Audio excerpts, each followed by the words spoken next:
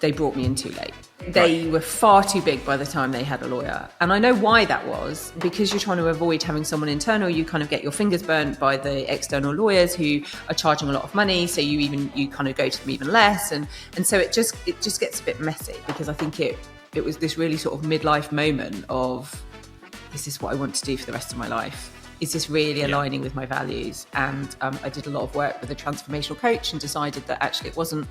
And so moved on and established the legal space and being human. I want to make it better for startups and early stage scale ups by kind of like breaking it down and going, do you know what? You don't have to have this big scary lawyer. Lawyers can actually be really helpful, and they don't all have to be really expensive.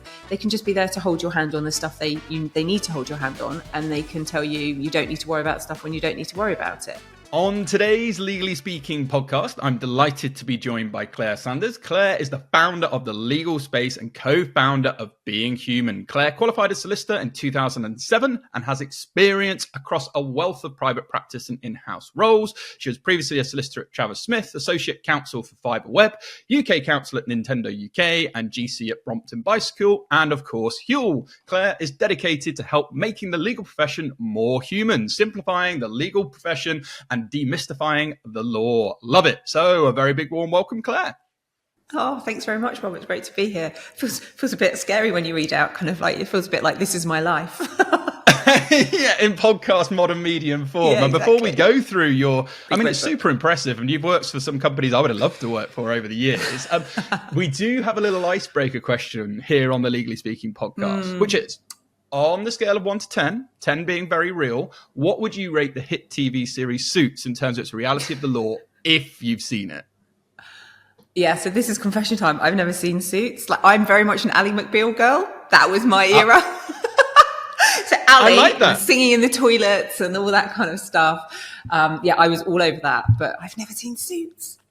Well, with that, we'll give it a 0, because many of our guests haven't, and they've been busy being successful like you. So with that, we'll move swiftly on to learn a little bit more about you and break down some of that introduction. So would you mind telling our listeners a bit more about your background and career journey? Yeah, so I took the really traditional route into law. So I did law degree, law school, trained at Eversheds in Birmingham, actually, because at that point I didn't see myself being in the city.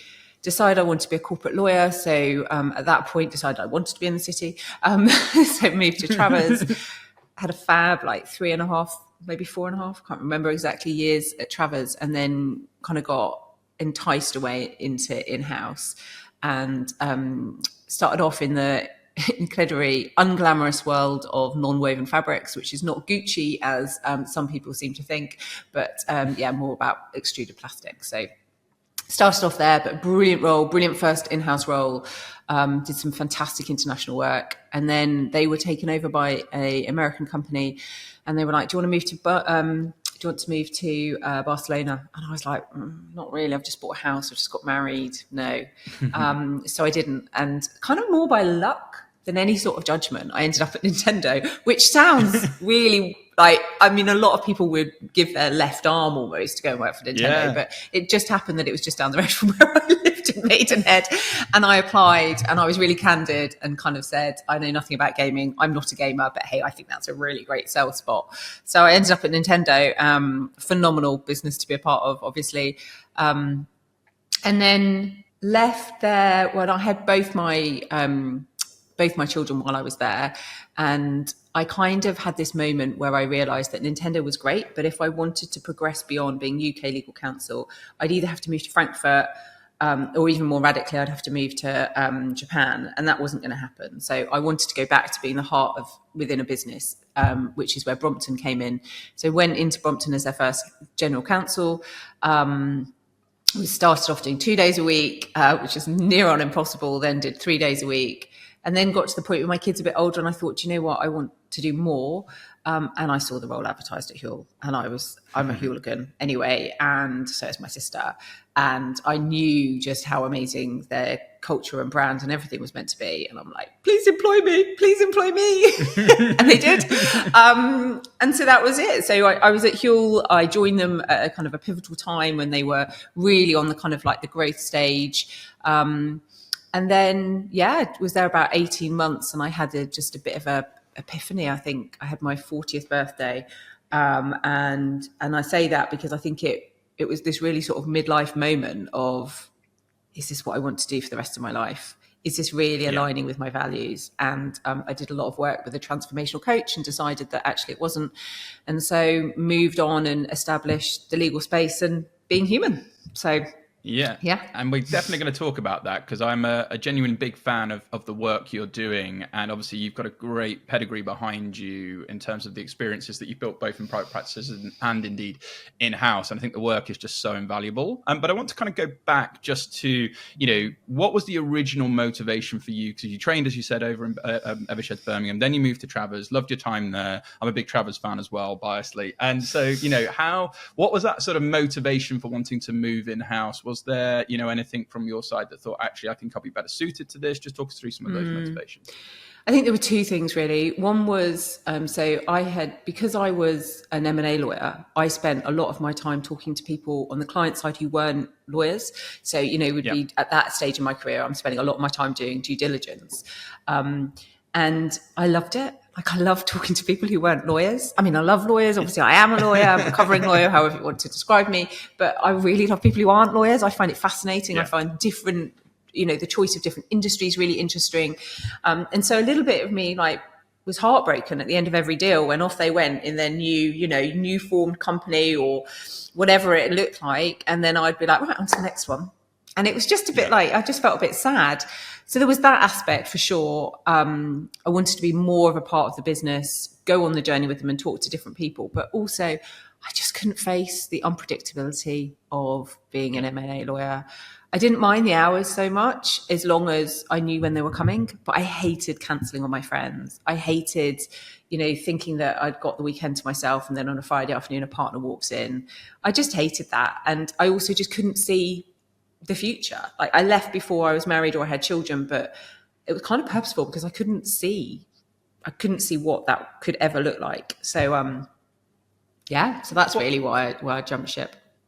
And also, you're the architect of your own story, and you know everything happens for a reason. And like you said, you've kind of made decisions that have ultimately worked out for you. And I think you've been brave enough to make those decisions. I think there's a good lesson in there for people that might be sat in a role that might not be thinking this is 100% going to be right for where you want to go. So go and see what else is out there. And when we reeled off in the intro, I mean, you worked at some great companies, and you've progressed within them. From Fiberweb to Nintendo to Brompton Bicycle and Huel.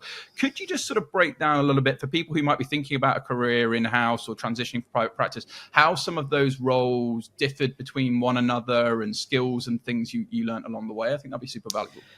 Yeah, so the first two in-house roles, so with Fiberweb and Nintendo, the legal team was really established. So the legal team was an essential part of the business and had been. So Fiberweb was listed on AIM, Nintendo obviously listed on the Japanese stock exchange, huge. There was never any question about why the legal function was there or its seat at the table. It was very much a case of they are here. Everybody knew they had to include them and would listen. So in those roles, it was much more about you had the freedom to just get on and do your job, if you like. Yeah. And that was, that was great. When I then moved to kind of Huel and Brompton Bikes, it's a very different situation because you're first in the door. So people aren't used to having a lawyer. So, and just by its nature, lawyers are an expensive resource, and a lot of people just have a real misconception of them. They haven't watched Ally McBeal, or maybe they have, and just think of them as kind of like the naysayers, and then they're going to block everything they want to do. So suddenly it shifts from you spend less of your time doing the law and more of your time as kind of connecting with people and trying to break down the barriers and get your seat at the table and justifying your position.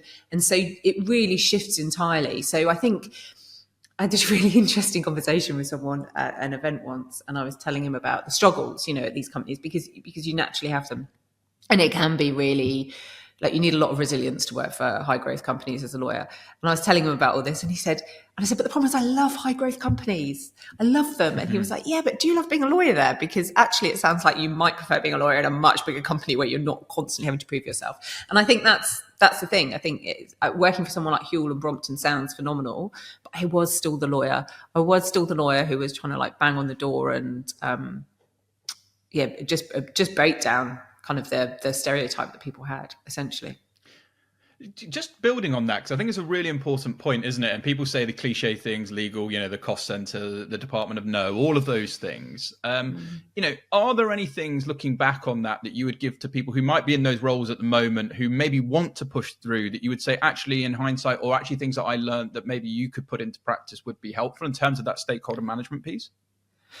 Yeah, I think there's two things that I did a lot of.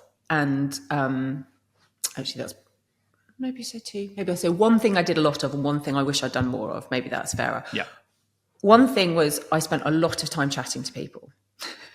And I love talking to people. Like, I love it. It's the favorite part of my entire life is talking to people. We were just talking before this about conferences, and I would go to conferences every day of the week and talk to anybody. I love it. But actually, it's really important because when you're working in that kind of environment, the easiest way to break down barriers is just to meet them where they are. So I would take my laptop and I'd go and sit in a communal area and I'd just chat to people about what they did at the weekend, what they're having for lunch, like anything and everything, because it was about developing this relationship with them so that they had this trust in me as an individual. And then they felt that when they did see me hanging around in the kitchen, they go, oh, by the way, can I just pick your brain on something? And then you're like, yes, I've made it. Because the moment they start thinking, can I pick your brain on something, means that they're beginning to start thinking about law. I think that was my first one.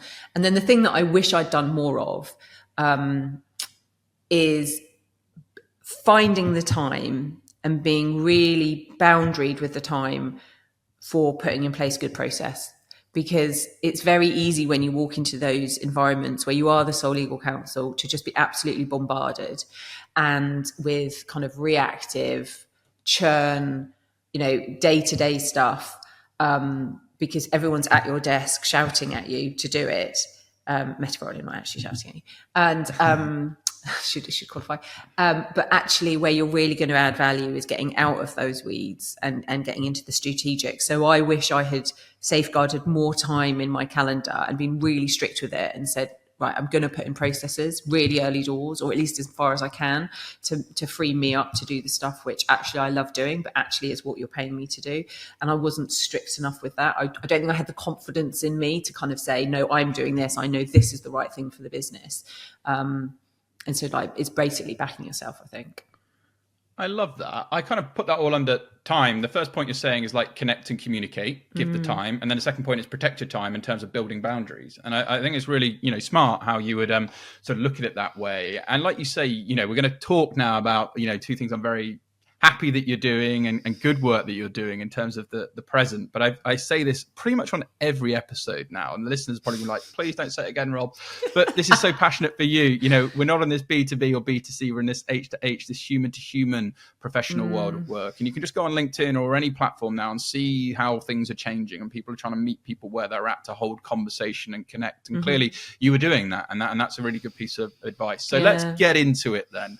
You are the co-founder of Being Human and founding the legal space. So what inspired you to co-found Being Human and create the legal space? So the legal space was really came about because with the greatest love in the world for both Huel and Brompton, they brought me in too late.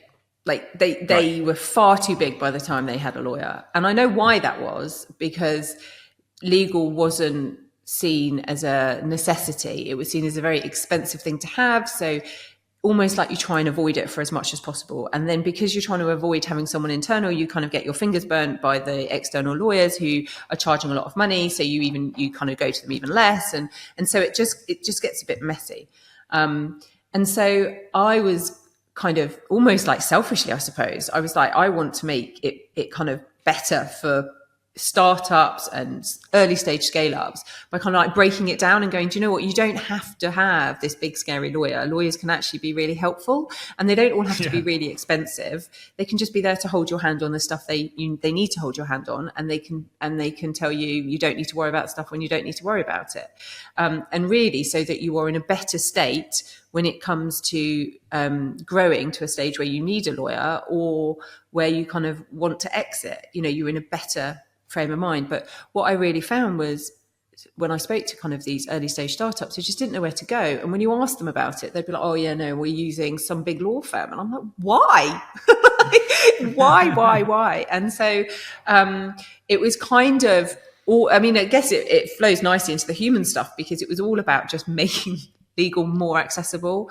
And I love it, because it also goes back to kind of talking to people and business owners and learning from them, and some fascinating businesses, and they just need their hands held. I don't want that to sound patronizing, but I don't do really big deals. I don't do really complicated contracts, not because I can't, but because that isn't what they need me for. They need me for, I'm doing a funding round and this is a bit of a mess. Can you help me? Or, I'm having an argument with my, ex and co-founder. Can you just give me a bit of common sense? Those kinds of things. That's what they need. They don't need kind of the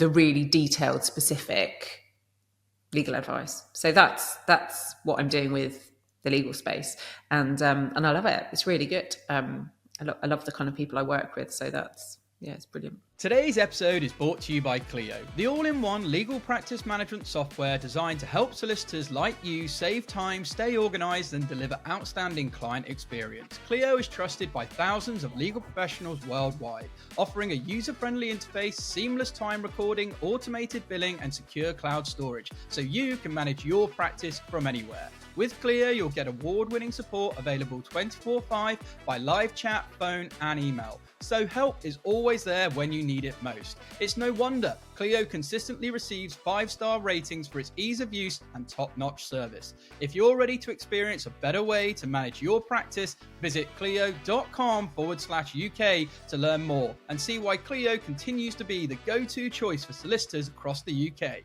Now back to the show. So let's talk about also something I know you're super passionate about, being human. What is it? Tell us all about it and why. So I established Being Human kind of, it's a long story and a short story. I'll start with the long and you might cut me off. But basically, my sister and I... Go for it. My sister is my co-founder. And we had very different kind of professional experiences. So I went to university, trained to be a lawyer, was in the city. She didn't go to university, did day release college, was a veterinary nurse. But when she was being a veterinary nurse, she realized that she was really interested in the human impact on performance. And in a clinical setting, it's incredibly important. Like if someone isn't performing to their best individually, then the team may fail and then a patient dies. So she went off and did some studies about that, realized it was human factors, did her master's in human factors, and spent a lot of, and then moved on to basically consulting with veterinary professionals and anyone within the veterinary industry to help them with the human aspect of their roles, basically, in a nutshell. And at the same time as she was kind of growing that and growing that expertise, I was going through this kind of transformational coaching and kind of thinking, what are my values and what do I want to be doing? And what I was realizing was that I felt really isolated as a growing lawyer, even as a senior lawyer. I felt that it was me alone who was having all these kind of difficulties in managing emotions, managing kind of stress, imposter syndrome, all of these things. I thought it was just me. But as I was getting more senior and I was actually getting more comfortable in myself, and so it was comfortable to be more vulnerable, I was having conversations with my peers and they were like, what? No, you had all your stuff together. It was us. I was the one who didn't know what I was doing and had imposter syndrome. I was like, no, that was me. And what you realize is everyone feels the same. And so the more I saw of what Helen was teaching in the veterinary space, I was like, but we need that in the legal area. Like that we need all of that understanding of how we're wired at humans, the impact it has on us when we aren't, like when we're triggered by a certain event, when someone speaks to us rudely, when we're kind of depleted in resilience. It all has a massive impact on our performance. And for me, I was like, I loved the human factors teachings because it's all backed in evidence. And so you can tell from data what happens when someone isn't at their best. And it really impacts the team and ultimately profitability. So I was like, oh, I think law firms and people might listen to this, because actually they might not be interested in from the goodness of their heart, but they might be interested in the profitability spin, especially in a world where we're all kind of like constantly trying to do more with less and these kinds of things. So so we formed Being Human, and it's got two distinct sides really. One is the veterinary area, which Helen looks after, and then one is the legal area, where we cross-pollinate a lot because Helen's the academic excellence behind it, but I've obviously got the experience. So we do all sorts. So we do training, bespoke training. We do training programs. We do programs for leaders and for junior lawyers. We have a community of lawyers where we share learnings. We have our own podcast. Like, it's all just really about imparting knowledge to help people understand how they as humans will react in any given situation and how they can maximize their performance in those situations. So, and that's it really. And it's such a brilliant business because we all need that, particularly as we're seeing the evolution of AI and lots of things, and even robotics now. This human side and this sort of development and understanding of this being human and the things that you're doing is just going to be increasingly more important, not only in terms of your internal relationships that you hold, but also getting more client-centric and closer to your clients and fostering and nurturing those relationships to, get a better business, more referrals, grow, all of that great stuff. So I want to break it down a little bit, because you were talking a little bit about human factors, but people are maybe less familiar. You use the discipline of human factors as your framework, as you mentioned. So applying sort of scientific knowledge about the human body, mind, and behavior, which I love. So can you tell us a bit more about what these human factors are, and why is it so important to apply that about the human body, mind, and behavior? So human factors really derived from like safety critical industries. So it kind of had its birth in aviation. And, after there were a number of different air traffic accidents. And what happened is people sat down and went, well, I don't understand. We've got the most intelligent, we've got the most experienced pilots flying these planes. We've got state-of-the-art machinery. They've got hundreds of flight hours behind them. Why are they making mistakes? And so there was this real study into what exactly was it. And they found out that ultimately there's kind of two areas, if you like, of it. One is about how the interrelationship between people in a cockpit and how people interrelate and the impact that has. And also then about what is more about ergonomics, which we don't really touch upon, which is kind of your physical surroundings. So things like they found that two switches were right next to each other and did polar opposites. So they were like, well, that's just setting people up for failure. Let's move one of those switches and make it harder for people to fail. That's essentially it. And so it came from aviation, it tracked its way really through a lot of safety critical industries like oil rigs, and then it kind of is flowing through medicine and veterinary, where the impact of not performing at your best is ultimately death. And so it's incredibly important. And there's a reason why aviation has such an amazing safety record. It's because they put so much time and attention into this. Their performance is phenomenal because they really dedicate time to this. They dedicate time to, down to like flight times, down to every person in the aviation industry will have this training. They have the black box, which we all know about, but actually the reason for that is so that they can analyze everything that happens in the cockpit, everything that goes wrong, everything that goes right. It's incredibly disciplined. So human factors is really about the interplay of people within the environment that they work in.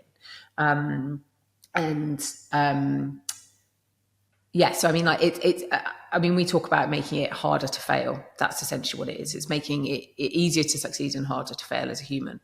And then how it relates really to the service industry is what you're saying is we're trying to make people as perform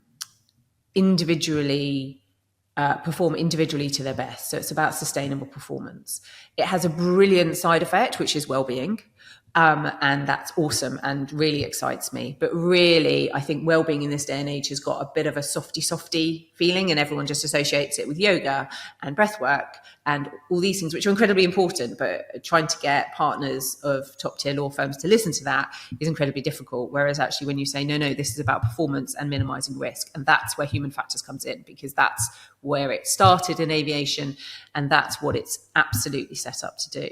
So to give you some examples, for example, we talk about things like resilience or civility. So if someone shouts at you, or if something happens or says something to you which triggers you, what happens is our chimp in our brain takes over. It's the amygdala, or in the center of our brain, it's prehistoric man, takes over and puts you into a defense mode. So it puts you into this fight, flight, freeze and flop, I think the 5 Fs now.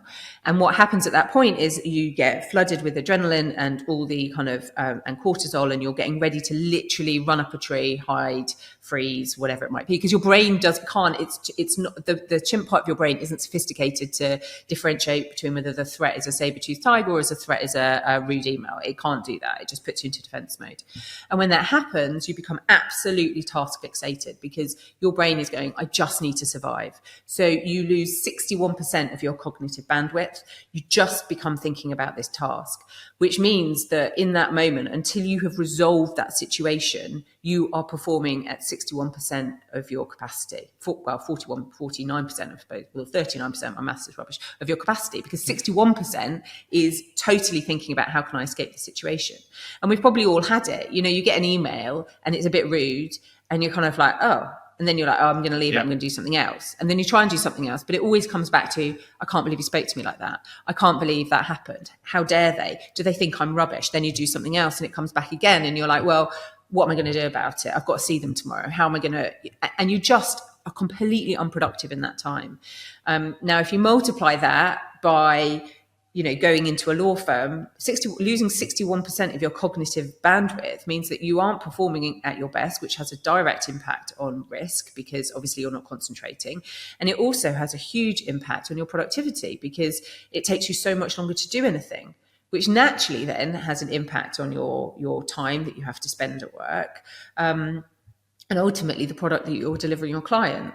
So what we come in and we're like, let's all accept that happens. Let's recognize when that happens. And now let's give you the tools to try and minimize the time that you are task fixated for. How do we get you out of that feeling? And we kind of share the skills to try and help people get out of that feeling as quickly as possible.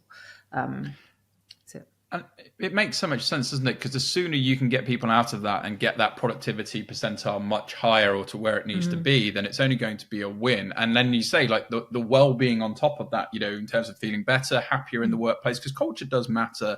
I think it's really important. And, this should be absolutely front and center of leaguers now, but also in the future, because like you say, particularly in a high growth business or in a law firm where you're working on stressful mandates or, time deadlines, things probably would get sent in hindsight. So, typically it's always just, oh, well, I'll just brush that to the side. But actually, if you bring this to the forefront, provide the tools, the experience, and actually allow people to resolve these things, as you say, it's only going to be a net benefit to the firms, and indeed passed on to the clients that they're working for. I want to talk a bit about our jet setting, because this year you and I have been on a few planes around the world to conferences. I've recently returned from Austin, Texas for CleoCon, which was great. You've been delivering training for individuals, teams, attending conferences, speaking at organizations, pretty much everywhere. You've been to Nebraska, through to Scotland, even Coventry got in there, etc.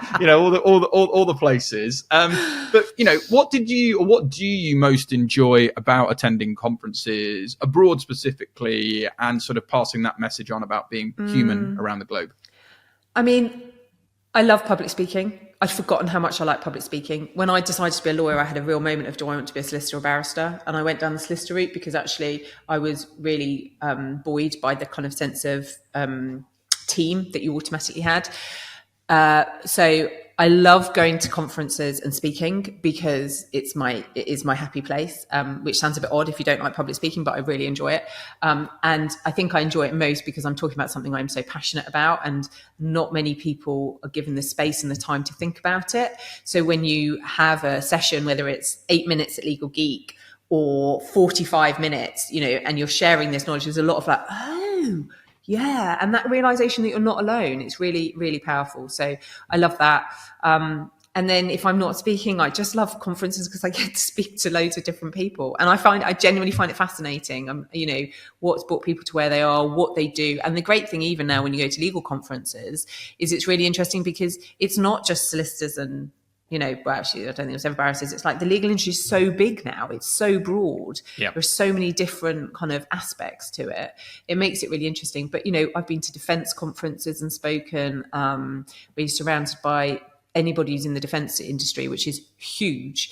I didn't know that AWS was in the defence industry until I went, and I was like, why do Amazon are here? Do they deliver to the front line? It's like totally naive. And then, and vet conferences as well. It's the same thing. There's just really interesting people sharing really interesting ideas. And you just realize that we kind of get segregated sometimes into our different industries, but it's so transferable, everything. And learning from other people is just, fills me with joy, really. So that's what I love. It's great, isn't it? They always say never stop learning, and have a curiosity about everyone that you meet and speak to, and you found that and turned that into a passion where you genuinely enjoy finding out about people, connecting with people, and obviously as an extension of that, you build your network, and that's just a good thing for you in terms of business and the longer term. So I'm a big fan of that. Okay, before we wrap up, I want to get some sort of final words of wisdom from your side on sticking with this being human. What advice would you give to those who own a business and want to embrace being more human, or individuals who want to start adopting a more human approach in their work? Very good question. So going back to, I think, what we were talking about much earlier on, which is about people buy from people.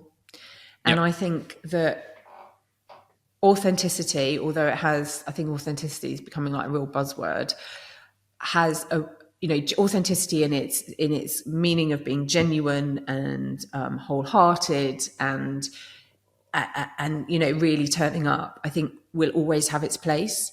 So I think that actually letting your own self come to the fore and having the confidence to do that is really important. I get a huge number of compliments for being vulnerable, and I'm like, I don't even really consider myself being vulnerable. I'm just like being myself, and it's taken a lot of not being myself to realize actually how great it is to be able to be yourself, which is brilliant. But I think that's really important. And then the other thing I would say is just finding time to pause, because we don't have it. We work in this ridiculously immediate culture where we can have anything almost yesterday, and we just think that we've got to have all the answers immediately, and we don't. So just pause, accept you don't have all the answers, and that kind of goes to the vulnerability point as well, but just take a breath and reevaluate. I love that. There's real power in the pause, and I've had to take heed of that advice. My earpod. 1 minute. This is me being human. I've lost my earpod. Yeah. There we go. But this is authentic. We're absolutely enjoying the lack of earpod there, but you're back in, 2 airs in. I was just saying from my side, the whole power in the pause is things that I've had to really take heed of over times when you're juggling and all of these various things. Also with family life as well. So I think it's a really important point to sort of finish up on. This has been a masterclass, Claire, as I knew it was going to be. I'm sure you've opened the eyes, particularly when you talk about this from a risk and productivity perspective, from a being human, and actually the genuine benefits to all. I think it's really going to help people. So if our listeners want to follow more of you, your career, or indeed learn more about being human or the legal space, where can they go to find out more? Feel free to share any social media handles, any website links. We'll also share them with this special episode too. Yeah, so we have a podcast, first of all, which is called How to Thrive, which invites different people to talk about how they thrive, from combat helicopter pilots to tarot reading, you name it, we do it. So that's quite interesting. And then, so my website is www.thelegalspace.co.uk. And then we have being-human.co.uk. If you're interested in joining our community, thrive-legal.co.uk. And then try and escape me on LinkedIn. It's harder than you think. Linking with me. And honestly, I love talking to people. So if you want a chat at all, just drop me a DM and I'll happily have a coffee. Happily. There we go. Try and stop me. Exactly. Well, we're here for that. We're all about connection and the collaboration. So I just want to say a huge thanks, Claire. Really appreciate you coming on. I've really looked forward to this. I'm glad we were able to make it happen, but it's been a real pleasure hosting you on the show. So from all of us on the Legal Speaking podcast, sponsored by Clio, wishing you lots of continued success with your career and indeed future pursuits. But for now, over and out. Thank you for listening to this week's episode. If you like the content here, why not check out our world-leading content and collaboration hub, the Legally Speaking Club, over on Discord. Go to our website, www.legallyspeakingpodcast.com, for the link to join our community there. Over and out.